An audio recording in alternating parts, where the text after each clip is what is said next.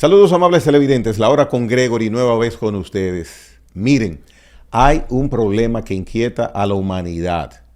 Imagino que inmediatamente ustedes tomarán en cuenta que a lo que me refiero es la situación que se ha producido hace ya una semana y media, casi 2 semanas, con la crisis que se ha desatado por la incursión de la célula Hamas, de distintas maneras, Hamas depende cómo se pronuncie, en territorio israelí, personas que residen en la Franja de Gaza y que pertenecen eso de pertenecen, se lo voy a preguntar al invitado, están relacionados con el pueblo palestino, y ya saben a lo que me refiero. Julio Ortega Tous es en esta ocasión con nosotros para hablar de tan importante tema. Buenas, ¿cómo estás, Julio? Bueno, encantado de estar aquí en este nuevo escenario. Un escenario que ha agradado a todo mundo. Y, Parece una emisora de radio. pero en televisión y muy moderna, Teleradio América La Vanguardia, qué bueno. Hay muchos vértices por donde se pueda comenzar a hablar sobre la situación que en Oriente Medio está sucediendo y que se irradia sus efectos al mundo. Empieza por donde desees. Bueno, hay muchas personas que quieren hacer de esto una confrontación prebíblica, inclusive, de que los hijos de Abraham, que tal cosa, que los palestinos, que los cananeos.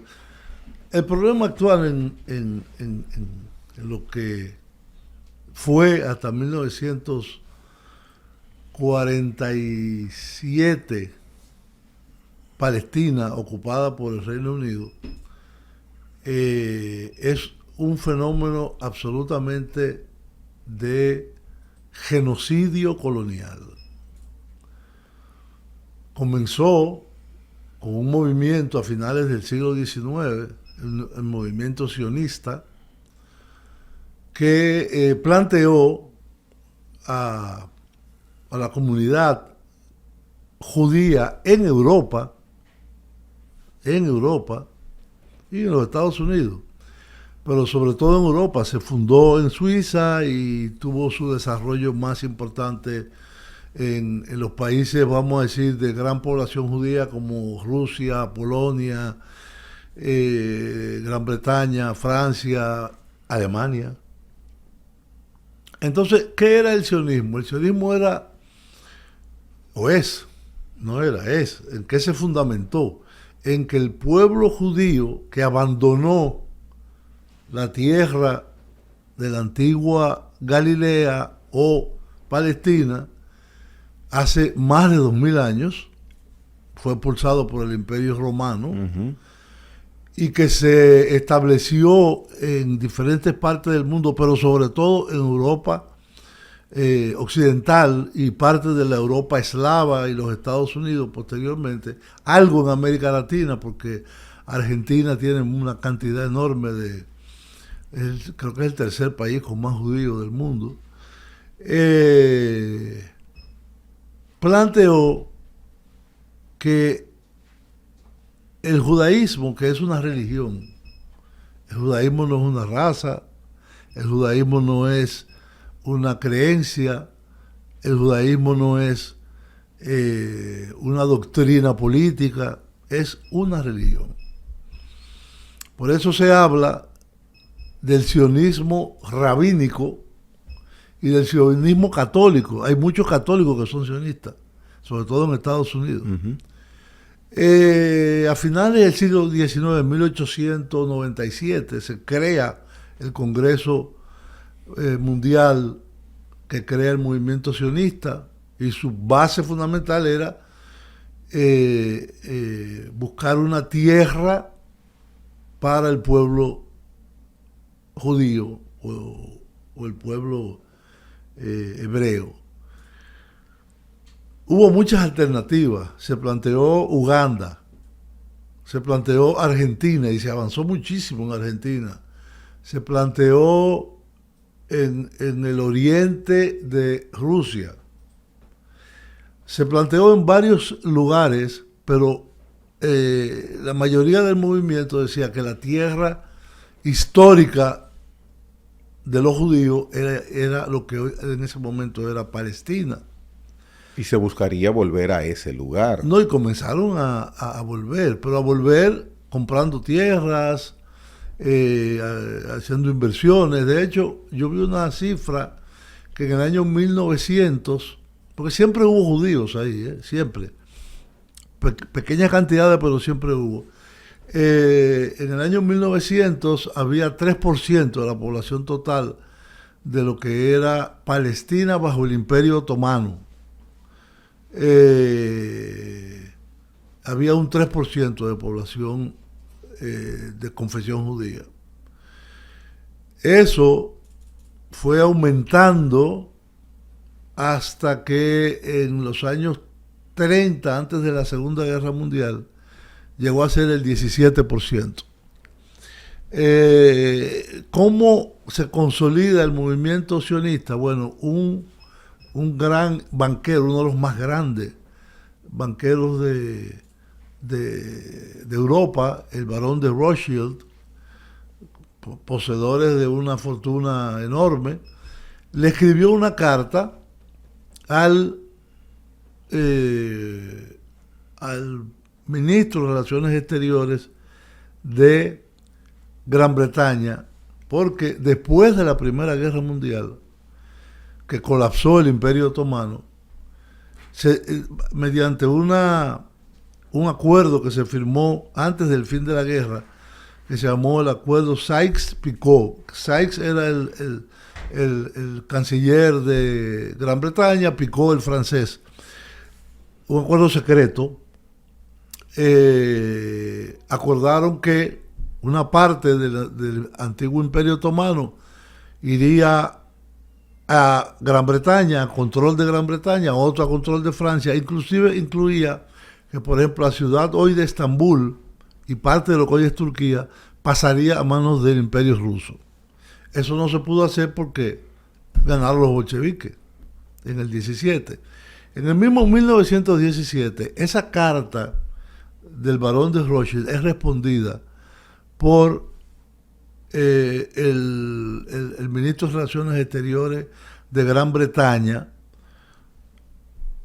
y se conoce históricamente como la Declaración de Balfour. Balfour era su apellido, en el cual, con 3 escuetas frases, le dice que ve con muy buenos ojos el establecimiento de un hogar nacional en Palestina para los judíos, y que Gran Bretaña cooperaría en ese proceso.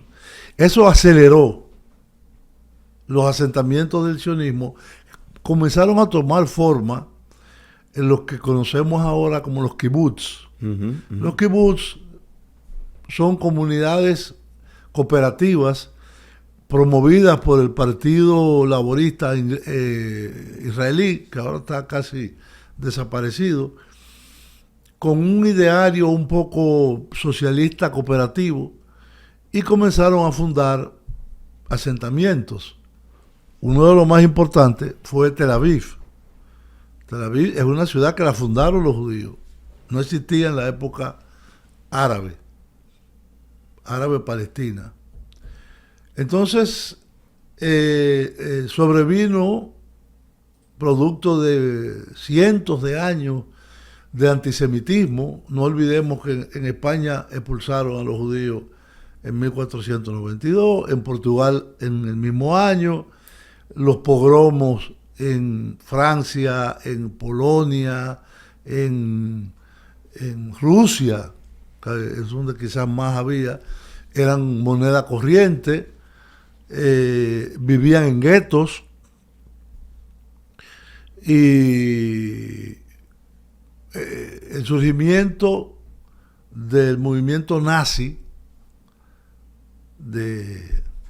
encabezado por Adolf Hitler, tomó como elemento de unificación y de odio a la comunidad judía en Alemania, que era grande.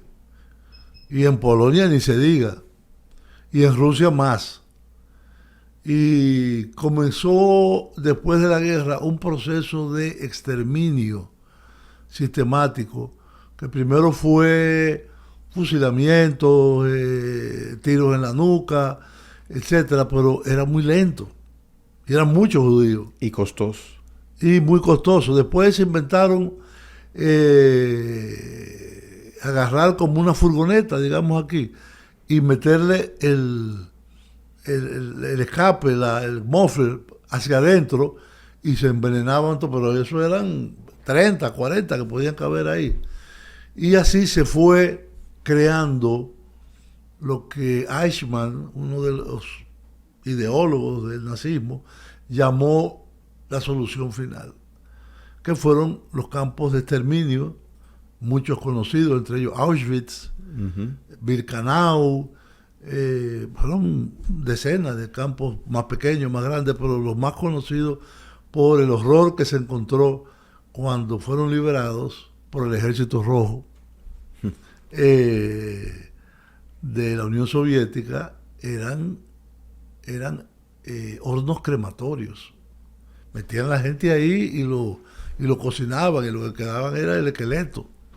O gas, que eran habitaciones enormes. Las famosas cámaras de gas. Las cámaras de gas, pero que habían 2.000, 3.000 personas, y caía como una ducha, vamos a decir, y los mataba. Eran gases venenosos. En todo ese proceso se estima, bueno, en Rusia fue donde más mataron, en Polonia y en Rusia. En Alemania prácticamente desapareció la comunidad judía. Se salvaron algunos que se escondieron. Pero en Polonia y en Rusia, que tenía enormes cantidades de comunidades judías, prácticamente la desaparecieron. En Rusia quedó más porque el ejército alemán no conquistó toda Rusia. A Polonia sí. El punto es que al darse al conocimiento en Occidente el horror de el holocausto nazi contra los judíos, a la fundación de las Naciones Unidas, Gran Bretaña, que era la fuerza ocupante de Palestina, ya habían habido problemas de relacionamiento entre la comunidad judía, que ya era un 30% más o menos. Siempre fueron mayoría los palestinos, los árabes, musulmanes y cristianos, ambas cosas. Llevaron a la Asamblea General de las Naciones Unidas un proyecto muy dificultoso de negociar. Algunos países, por ejemplo en América, el único país que votó en contra fue Cuba, en 1947. Sin embargo, Francia, un país con una relevancia altísima en ese tema, en ese momento, no estuvo del todo de acuerdo en inicio. No, fue un debate enorme. Pero los europeos trataron de como limpiar su mala conciencia del holocausto en la guerra, el holocausto nazi, adoptando una resolución de partición de Palestina. Yo creo que te mandé un mapita de cómo era al momento de 1947. Sí, ahí se ve visual y cronológicamente la transformación. Entonces, con la resolución del 47 de Naciones Unidas, que desató, porque la mayoría de los estados árabes, por no decir todos, sobre todo los que estaban alrededor de Palestina, le declararon la guerra a Israel. Pero Israel, que había venido colonizando lo que era la tierra de los palestinos, había ido recibiendo muchos ex militares que habían servido en el ejército americano, en el ejército inglés, en el ejército francés, porque judíos había en toda Europa. Entonces ellos formaron un ejército muy rápido, inclusive antes de la formación del Estado, que tenía capacidades y técnicas militares mucho más avanzadas que la de los árabes, que peleaban con moquetones, como decimos aquí. Los países que le declararon la guerra en el 47, 48, a Israel fueron Egipto, Siria, Jordania, Irak, Líbano, y los otros también, pero sin una participación masiva de tropas, pero el peso recayó en Siria, en Egipto, y en cierta medida en Irak. Los sauditas aportaban mucho dinero, los de la península arábiga. El asunto fue que esa guerra, la guerra del 48, se saldó por una derrota aplastante de los ejércitos árabes.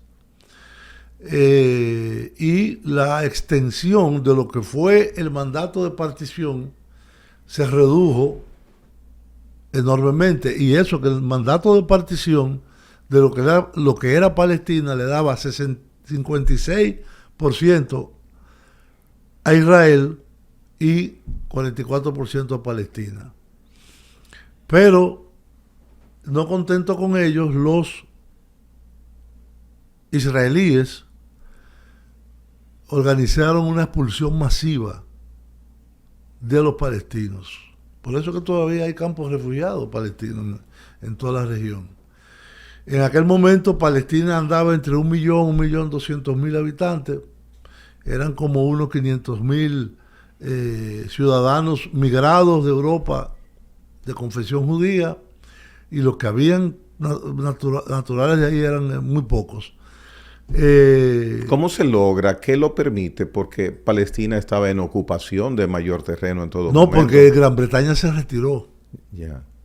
El plan de partición contó con la anuencia de Gran Bretaña y primero se retiró. Al declararse la guerra entre los países árabes circundantes e Israel, ya no habían tropas de interposición británica. Y en ese momento, ¿no era tan evidente el interés por la zona y por Israel de Estados Unidos? Comenzaba porque, acuérdate que hubo un acuerdo entre Roosevelt y el rey de Arabia Saudí de asegurar el abastecimiento de petróleo de Estados Unidos y de sus aliados. Y ya comenzaba Arabia Saudita a ser una enorme potencia en producción y extracción de petróleo. Pero no lo que es ahora. No lo que es ahora. Eso fue cambiando progresivamente, y sobre todo entre el 48 y el 67, que fue la segunda guerra árabe-israelí, que también participó Egipto, también participó Siria, también participó Jordania, el Líbano, Irak. En 1967 ya de ese 44% que se le había otorgado en el plan de partición a Palestina, solo le quedaba el 17%. ¿Para qué año? 67. Yeah. Porque en Israel se hizo una expulsión masiva, a mano militar, de los ocupantes de la tierra o de las ciudades árabes, palestinos, en algo que se conoce en la historia regional y de Palestina como la Nakba. La Nakba es el desastre. El desastre total, ya, es decir, nos sacaron de nuestro país y lo mandaron al Líbano, lo mandaron a Jordania, lo mandaron y sobre todo crearon campos de refugiados en la Franja de Gaza, que es una pequeñita franja que tiene 40 kilómetros de largo y 15 de ancho. 365 kilómetros. Es como decir... El Distrito Nacional No, tres no, veces. el distrito tiene 1000. No, 90 kilómetros el distrito. El distrito Monte Plata, por ejemplo, Higüey, La Altagracia tiene 1000. ¿Cuánto tiene la provincia de Santo Domingo? Como 2000 y pico. La mitad de la provincia de Santo Domingo. No, Entonces, menos de la mitad. Menos, pues son 300 y tantos que tiene la franja de Gaza. Sí, 365. Sí, Santo Domingo, el Distrito Nacional 3 veces. Ajá. Entonces, en ese pequeño territorio, completamente aislado, con vallas y sistemas de interdicción de paso al resto del territorio de Israel, y hay una pequeña franja en el norte que hace frontera con Egipto, pero Egipto, después de los acuerdos de Camp David, es lo mismo que Israel. Ya Egipto se salió de eso y ellos tratan a los palestinos prácticamente igual. Lo único que son árabes y que la simpatía dentro del pueblo egipcio es distinta. Y el resto es Cisjordania, que es donde, después de los acuerdos de Oslo, entre Yasser Arafat y Menachem Begin, ¿cuál fue el que fue asesinado? Yitzhak Rabin. Fue asesinado porque planteaba que existiera un Estado palestino y un Estado judío o israelí, porque hay muchos judíos que son inclusive ateos, que no son creyentes. Hay muchos fenómenos extraños. Por ejemplo, esos rabinos que tienen, que se visten de una forma muy particular, los ortodoxos, los ultra ortodoxos, sí. Ellos dicen que el Estado de Israel es una excrescencia, porque lo que dice según ellos las escrituras es que el Estado de Israel comenzará con la llegada del Mesías, y el Mesías no ha llegado. Yo he visto manifestaciones inclusive con rabinos de esto con bandera palestina. Sí. Sí. Es muy difícil entender todos esos elementos que hay en el Estado de Israel de hoy, pero lo que sí ha pasado es que ha prevalecido un sionismo cada vez más de derecha, prácticamente fascistizado con Netanyahu, que su idea es borrar a los palestinos. Si tú ves el último mapa que yo te mandé, en Cisjordania, que es supuestamente gobernado por la Autoridad Nacional Palestina, lo que son es punticos que hay.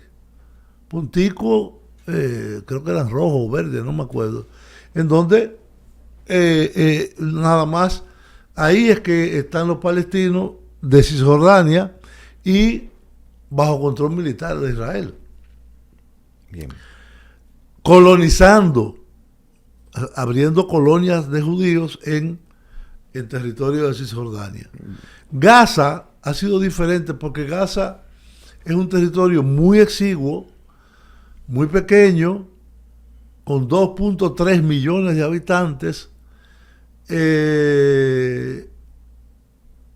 y donde se formó en el año 1987 como un desprendimiento de uno de los grupos musulmanes más conservadores, vamos a decir, que se llaman los Hermanos Musulmanes. Ellos fueron un desprendimiento de los Hermanos Musulmanes, sobre todo dedicado a la caridad, es decir, a establecer hospitales, lugares donde la gente podía comer, etcétera, etcétera. Ese es uno de los elementos más típicos de los Hermanos Musulmanes. Y en el año 87, luego de la prédica de un rabino que era tetrapléjico y ciego, se fundó el movimiento de la resistencia islámica, que es lo que significa Hamas, son las siglas de Hamas, cuyo nacimiento estuvo apoyada por Israel. Paradójicamente. ¿Por qué? Porque el movimiento más importante de los palestinos, el movimiento político más importante, era la federación que significaba la OLP, la Organización para la Liberación de Palestina, que encabezaba a Yasser Arafat, y que era un partido laico, no era confesional, no era musulmán ni cristiano. Ellos entendían que eran parte de lo que era el movimiento panarabista laico que tuvo Nasser, que tuvo el mismo Saddam Hussein, etc.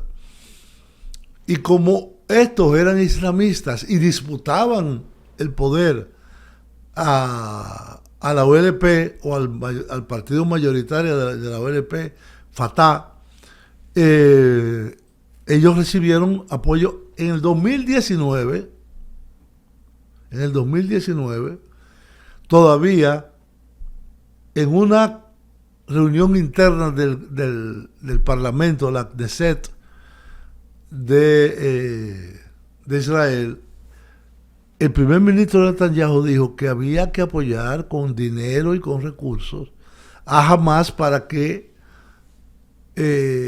debilitara al movimiento nacional palestino de la OLP o Fatah. Bueno, vamos a hacer una pausa, pero el otro día, que fue eso, 2019, esa era la posición de Israel, y sin embargo, hoy, 2023, vemos cómo el mundo está volteado precisamente por una incursión bélica sorpresiva. Decir el mundo es mucho.